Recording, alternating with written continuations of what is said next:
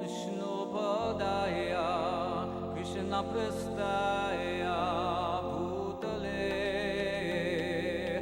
Srimate Bhakti Vedanta Swamin Ite Namani. I find so immensely important, having been around for some time, is, of course, reading Prabhupada's books. I find that I have to read Prabhupada's books every day, even if it's for 5 minutes or hear a lecture. At the same time, I also find that one of the most, I think the most valuable book or series of books that I've ever read for my devotion life is this memory series that you have done, Siddhanta. I'm not just saying that. And the reason is it gives you very profound glimpses into Prabhupada's mood.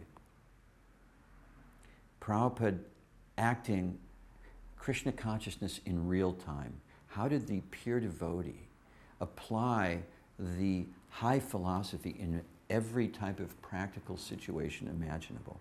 From devotees arguing to conflicting philosophical viewpoints, to dealing with somebody that left his movement, to dealing with somebody that was feeling insecure, to dealing with sexual issues, to every imaginable situation, philosophical deviation. And by reading the anecdotes in the Memories series, you really get a glimpse into how do we apply Krishna consciousness in a way that's meaningful. Prabhupada, like I was with Shyamasundar recently, he said, blew my mind all the time that Prabhupada, sometimes in one day he would tell one devotee one thing, and 6 hours later he'd say the exact opposite to another devotee.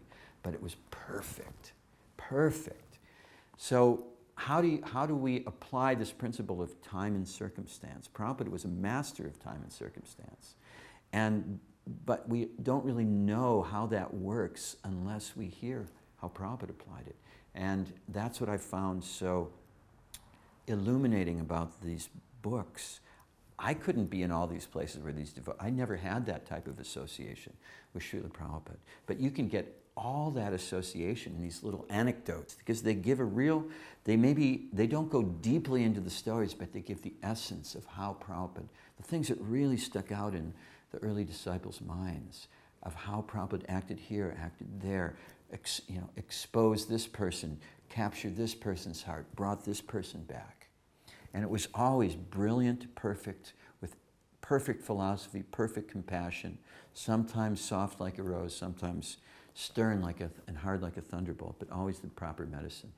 So this has been, I feel, an invaluable contribution for future generations, and I just want to thank you for that.